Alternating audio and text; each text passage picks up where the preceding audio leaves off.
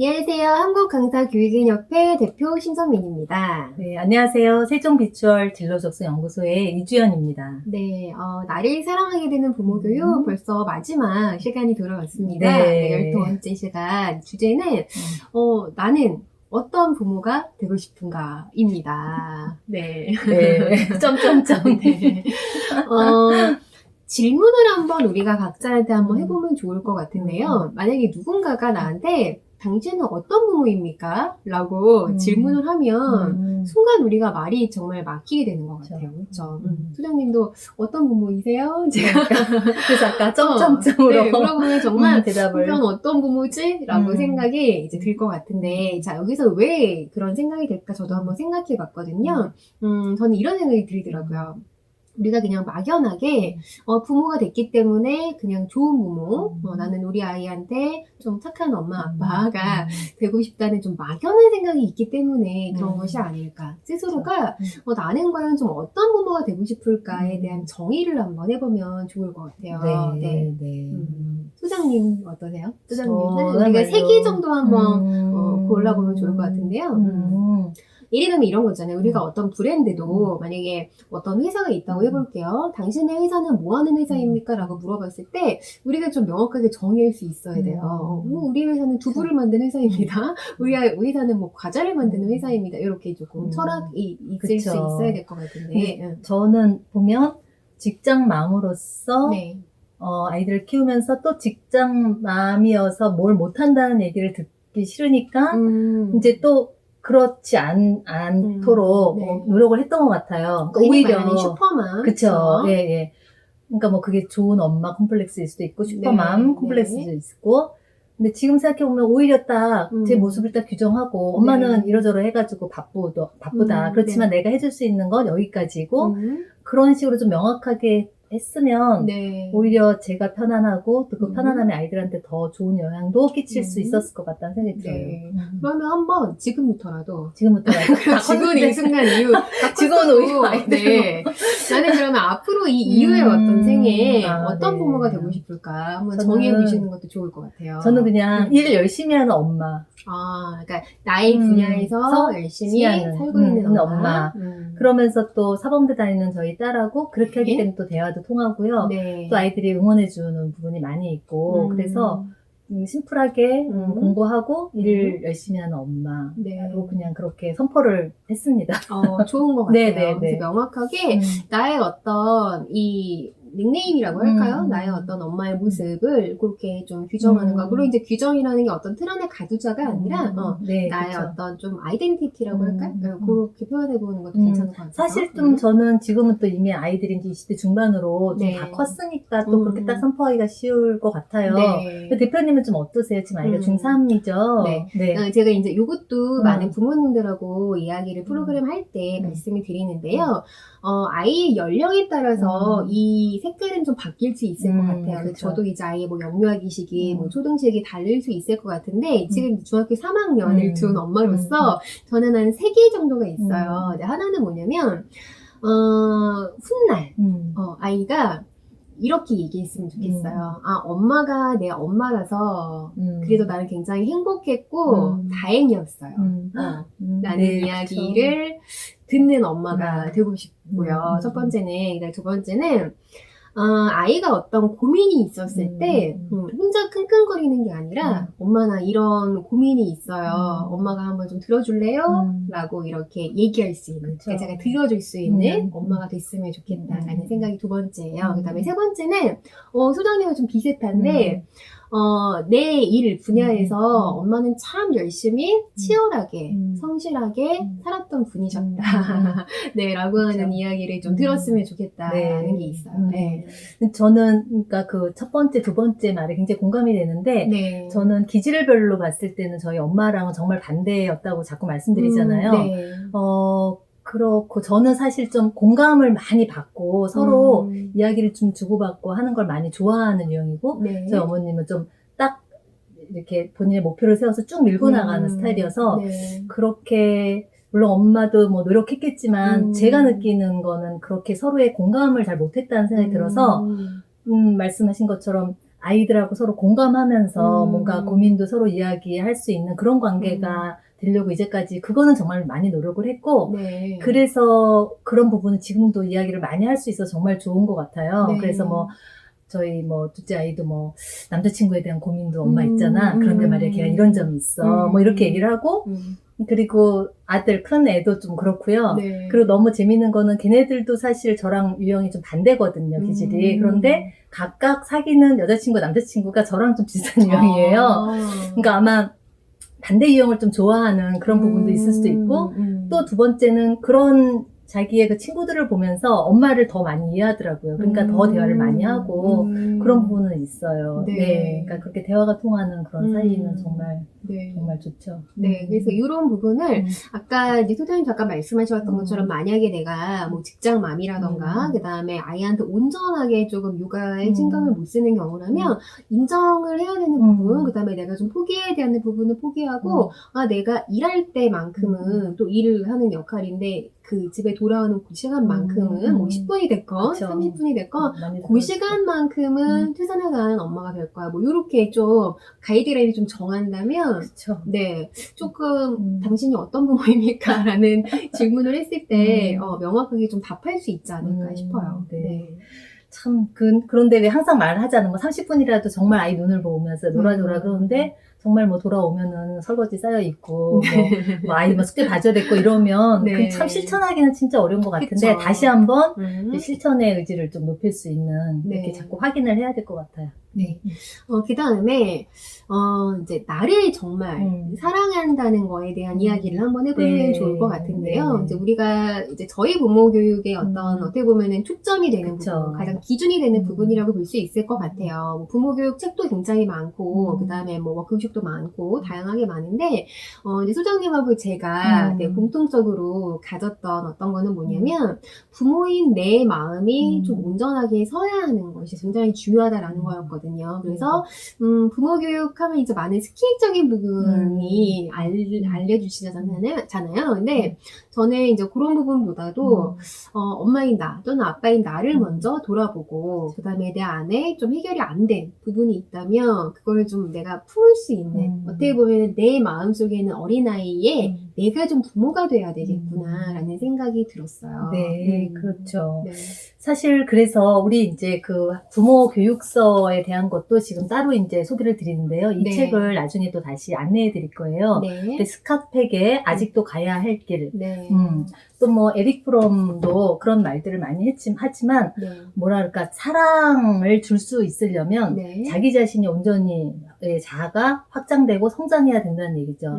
네, 나의 자아가 안정되고 확장된다면 자연스럽게 어떤 가장 가까이 있는 사람부터 그 사람들을 도와줄 수 있는 거예요. 그게 이제 우리에게는 아이고, 뭐 배우자고, 뭐 바깥에 나가면 친구일 수도 있고 이렇게 자꾸 확장이 되는 거죠. 그래야지 진정한 사랑이 오래 갈 수 있다는 네. 감정적인 사랑으로부터 벗어나서 진정한 사랑으로 들어갈 수 있는 첫 관문이다. 이렇게 이야기를 하고 있는데 그런 부분 정말 공감이 되거든요. 네. 그렇기 때문에 저희 프로그램에서는 우리 엄마, 아빠들, 즉 내 스스로가 확실하게 좀 자아가 안정되고 성장할 수 있는 그런 프로그램을 만들었습니다. 네. 그리고 그렇게 프로그램 진행을 또 해보면서 또 이렇게 유튜브로도 지금 안내해드리고 있는데요. 네. 저 스스로도 그렇게 하면서 많이 정말 성장했거든요. 네. 그런 부분을 꼭 좀 공유하고 싶어요. 네.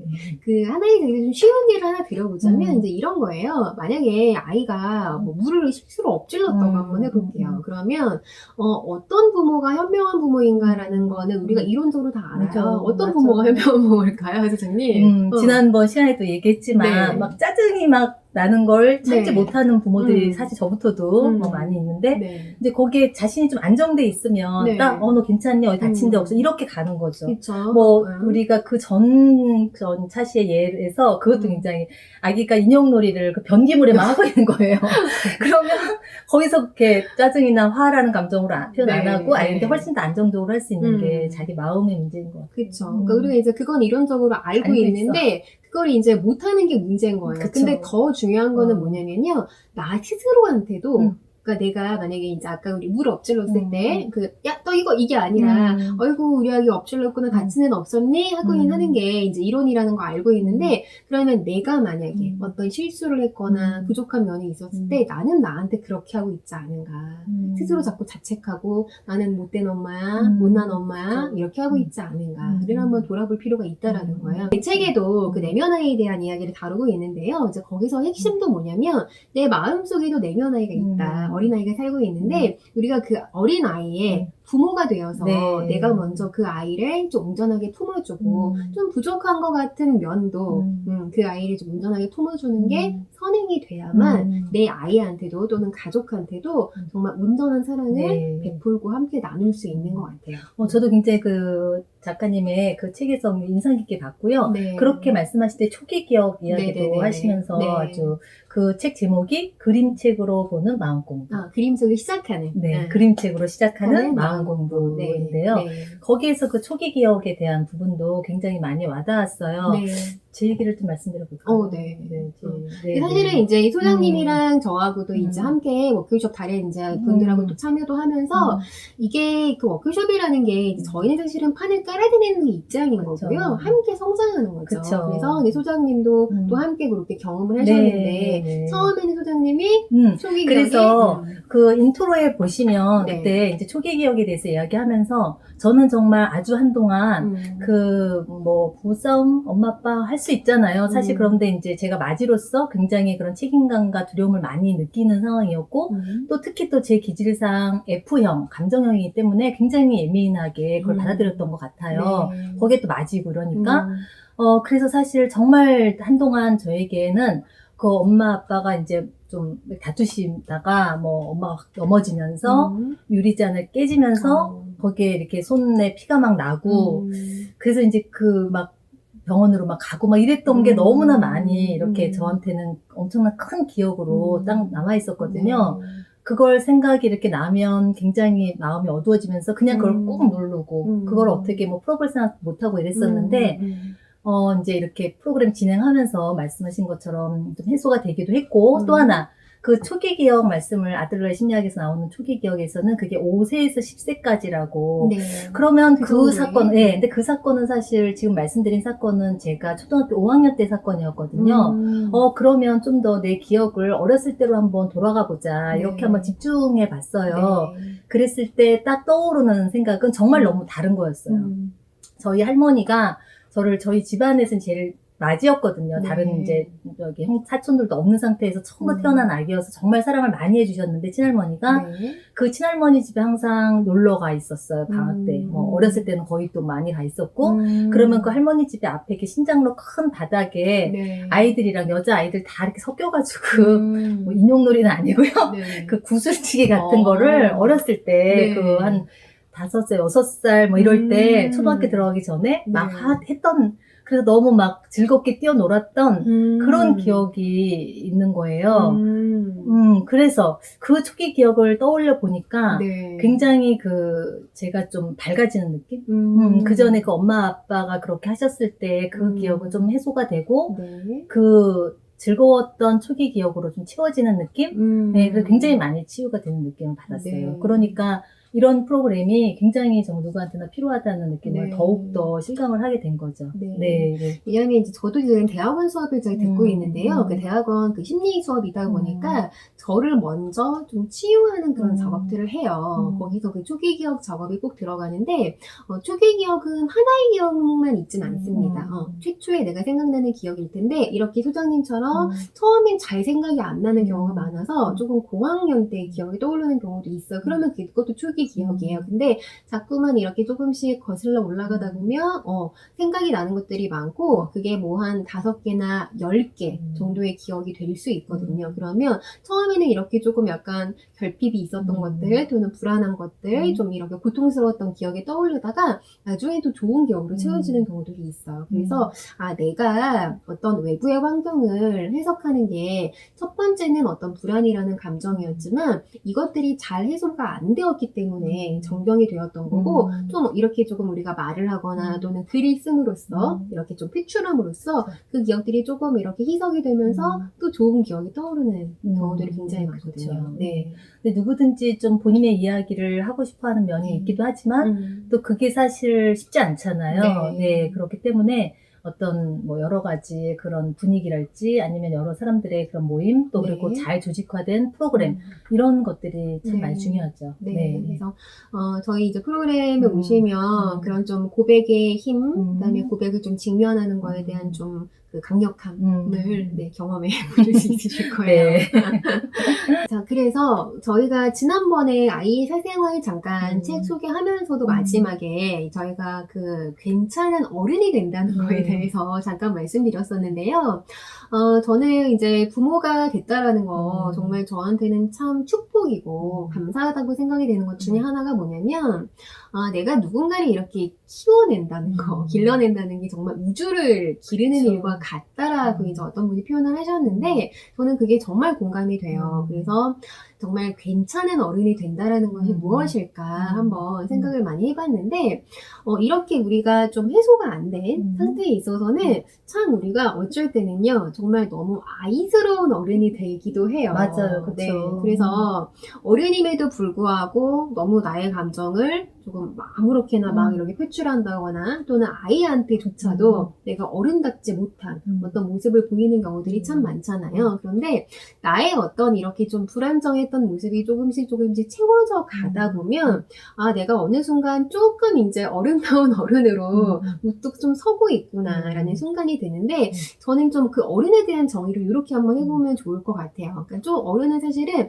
이중적인 면이 있다. 이중적인 면이 있다는 게 이중인격자 이게 아니라 때로는 우리가 아이 앞에서 좀 숨겨야 하는 감정도 분명히 있을 거예요. 물론 이제 명확하게 감정과 욕구를 표현하는 건 참 좋지만 그렇다고 해서 모든 걸 우리가 아이 앞에서 찡찡거리듯이 표현하는 게 정말 어른다운 어른은 그렇죠. 아니거든요. 뭐 매사에 뭐 엄마도 그랬어 라든지 솔직한 게 물론 좋다고 하지만 매사에 그럴 순 없죠. 네, 그래서 때로는 정말 내가 너무 가슴 아픈 일들을 아이 모르게 안방에서 정말 주먹 꽉 쥐고 눈물을 좀 흘리면서도 아이 앞에서는 또 이제 밝은 모습을 씩씩한 모습을 보여야 할 때도 분명히 있기 때문에 이것들을 우리가 좀 명확하게 인지적으로 접근하는 것과 그 다음에 내가 어른으로서 어른다움스러움의 모습을 보이는 거는 좀 다른 영역이겠구나 라는 생각을 저는 했어요. 그렇기 때문에 다시 한번 사실 말씀드리지만 그렇게 조직화된 어떤 교육 환경에서 어른들끼리 자신의 감정을 좀 꺼집어내서 이야기를 하고 치유받을 수 있는 그런 부분이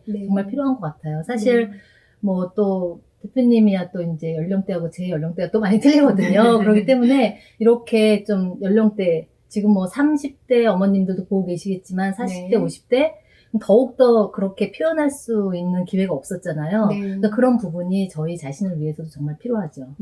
맞습니다. 그래서 참 어떤 부모가 되고 싶은가에 대한 부분 정말 쉽지 않은 내 영역이고 그 다음에 이게 한마디로 규정될 수는 없을 것 같아요. 제가 아까 말씀드린 것처럼 아이의 어떤 연령이나 또 나의 또 연령이나 여러 환경에 따라서 이 어떤 정의는 조금씩 바뀔 수 있겠지만 그럼에도 불구하고 우리가 좀 괜찮은 어른이 되어가는 과정 중에 하나의 중요한 포인트가 되지 않을까 싶습니다. 마지막으로 그러면 우리가 한번 각자 이렇게 정의하고 한번 끝내보면 좋을 것 같은데요. 방금 소장님 말씀하신 것처럼 그러니까 육아 아이를 좀 기른다는 거 또는 키운다는 것이 나한테는 어떤 의미일까 그리고 우리가 좀 한 문장으로 한번 정리해보면서 끝내면 좋을 것 같아요. 소장님 먼저? 방금 말씀드린 것처럼 저를 성숙하게 만드는 것 같아요. 육아란 나를 성숙시키게 만든 그 무엇.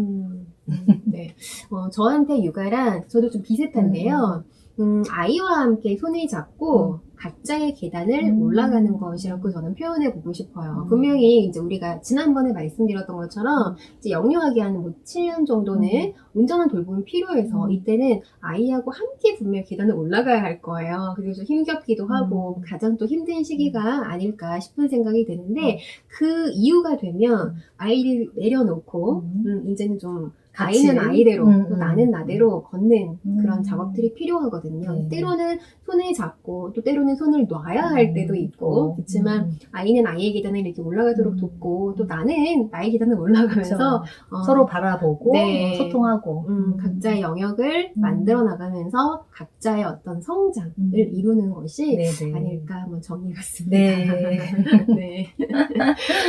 자, 여러분들 이렇게 우리가 12번에 걸쳐서 나를 사랑하게 되는 부모 교육 진행을 했는데요. 이제 물론 동영상이다 보니까 저희가 많은 얘기를 다 다룰 수는 없어서 조금 포인트가 되는 것들을 다루려고 했는데 어떻게 좀 도움이 되셨는지 모르겠습니다. 네, 도움이 되셨기를 바라고 여러분들 정말 조금이나마 삶에 도움이 되셨다면 적용해 보시면서 또 저희한테도 뭐 댓글이라던가 이렇게 피드백 주시면 함께 성장할 수 있을 것 같아요. 네.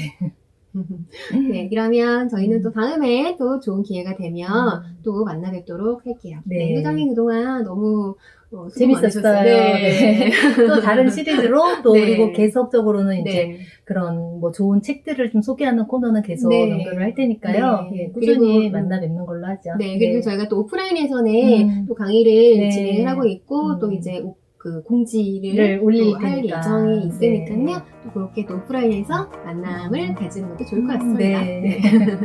네, 그럼 여러분들 항상 건강하시고요. 네, 항상 행복하시고 또 다음에 만나요. 안녕. 네, 안녕.